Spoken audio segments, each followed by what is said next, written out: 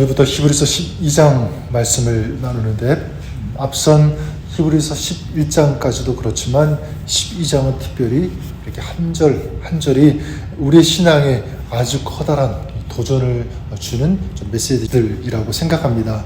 오늘 우리가 읽은 이 말씀 내용은 크게 두 개로 나눌 수가 있는데요. 사실 좀 다른 내용이지만 서로 관계 있는 또 연결되어진 내용이라고도 볼 수 있습니다.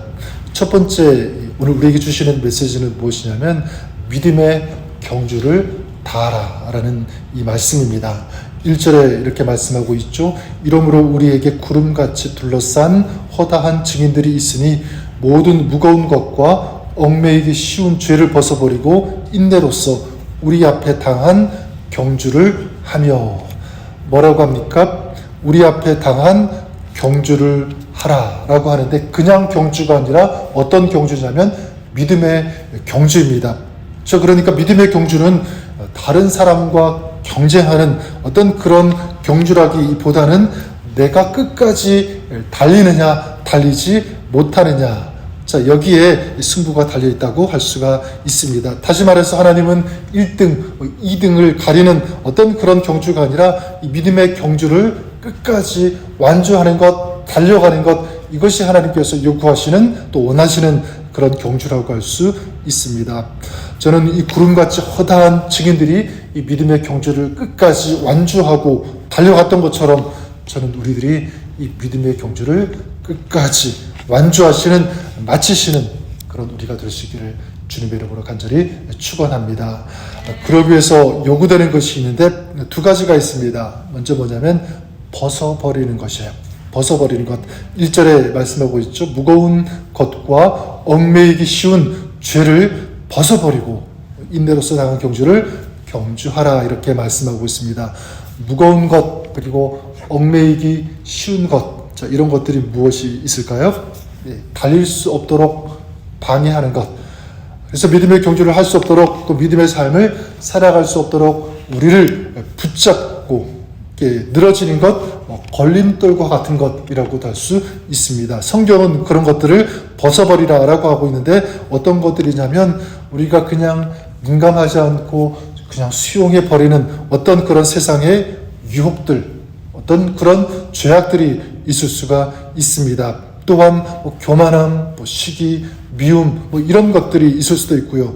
또 어떤 세상적인 메시지일 수도 있습니다. 교회 간다고 달라지는 것이 있느냐? 기도한다고 새로워지는 것 있느냐? 기도 안 해도, 예배 드리지 않아도 얼마든지 충분히 살 수 있으라고 하는 이런 거짓된 메시지들, 이런 음성들이 있을 수 있다는 것입니다. 또한 세상적인 어떤 여러 가지 어떤 그런 방법들을 동원해라, 이런 것들일 수도 있고요. 다음에 하면 되지, 자꾸 미루라고 하는 어떤 그런 것들일 수도 있고, 어떤 것이든지 우리를 무겁게 하고 우리를 자꾸 올가매어서 얽매이게 해서 믿음의 경주를 하지 못하게 하는 그런 것들이 있다면 과감히 벗어버리라는 것입니다. 혹시 내가 살아가면서 신앙생활하면서 내가 알고 있는 것, 느끼는 것, 이래서는 안 되는데, 이거 바꿔야 되는데, 새롭게 해야 되는데, 이런 것들이 아는 것 있다면 여러분 고치시고 벗어버리시고, 혹시 내가 믿음 생활 이 경주를 해야 되는데 왜 이렇게 열심히 전진하지 못하고 후퇴하고 있지, 정체하고 있지, 어떤 그런 마음이 있는데 그 이유를 잘 모른다면 우리 성령님의 도우심과 그 인도하심, 그 말씀의 조명을 받아서 알게 하시고 깨닫게 해달라고 기도하시면서 주님께서 보여주시는 것이 있다면 과감히 용기 있게 그것을 벗어버릴 수 있는 그런 우리가 될 수 있기를 바랍니다.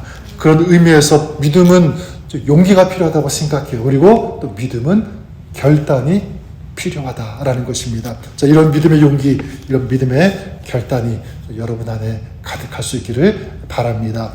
또한 이 믿음의 경주를 다하기 위해 필요한 것이 있는데 바로 예수 그리스도를 바라보는 것입니다.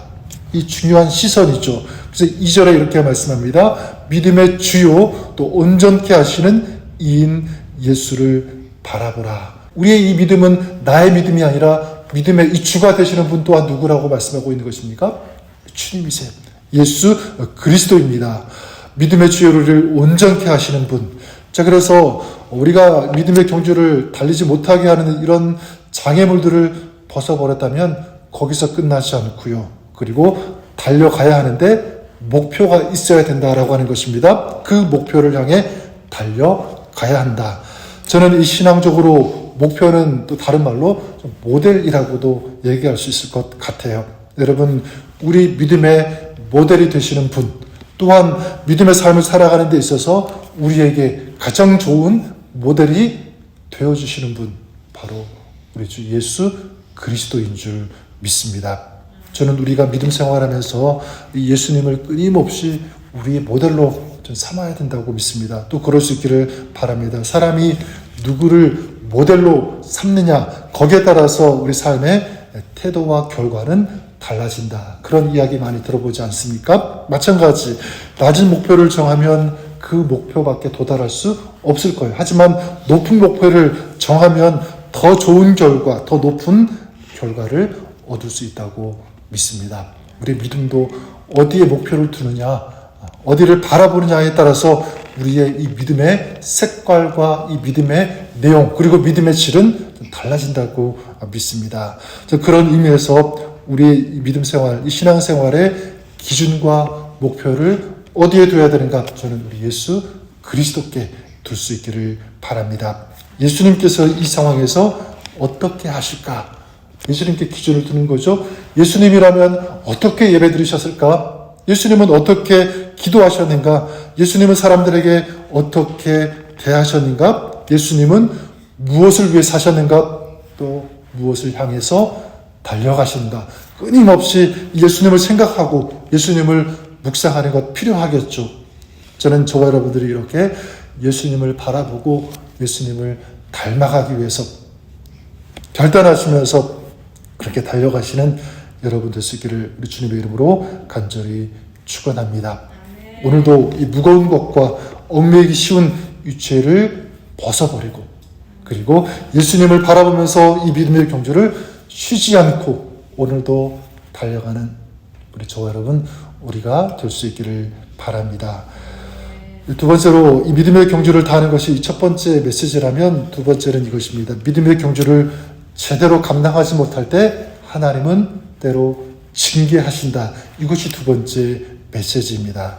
여러분, 만약 우리 가족들, 또 사랑하는 그런 사람들이 있다면 그 사랑하는 사람이 어떤 경주를 하는데 주저앉아 있고 달려가지 못하고 그냥 있다면 여러분 어떻게 하십니까? 그냥 가만히 두지 않겠죠?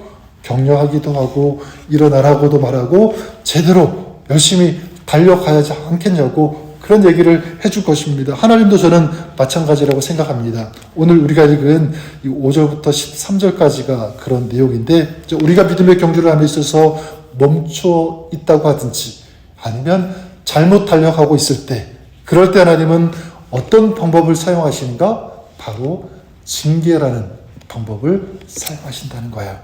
6절에 말씀하고 있죠.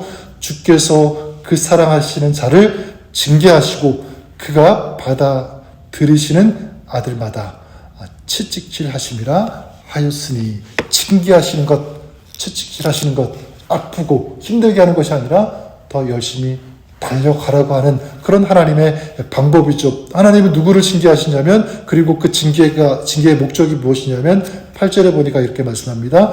징계는 다 받는 것이거늘 너희에게 없으면 사생자요 친아들이 아니니라. 여러분, 징계하시는 이유가 무엇입니까? 사랑하시기 때문에. 그렇죠? 따라서 하나님께서 주시는 이 징계라면 어쩌면 이 징계는 우리에게 축복일 수 있다는 것입니다. 내가 마음대로 잘못 살아가고 있는데, 죄를 짓고 있는데 아무런 징계가 없다면 그거는 이상한 거죠.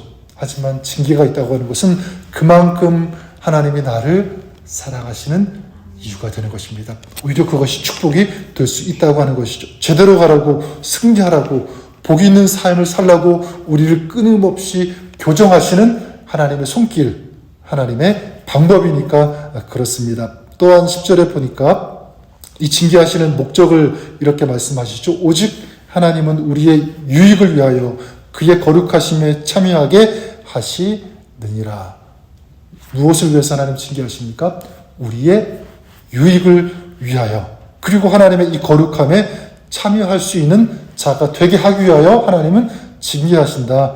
그래서 21절에 보면 이것이 그 순간은 슬퍼 보이지만, 좋지 않게 보이지만, 그러나 그 하나님의 징계를 연단받는 자는 결국 어떻게 되냐면 의와 이 평강의 열매를 맺게 된다는 거죠. 정말 아름다운 그런 열매를 맺는 그런 삶이 되기 위해서 하나님은 뭐 하신다는 것입니까?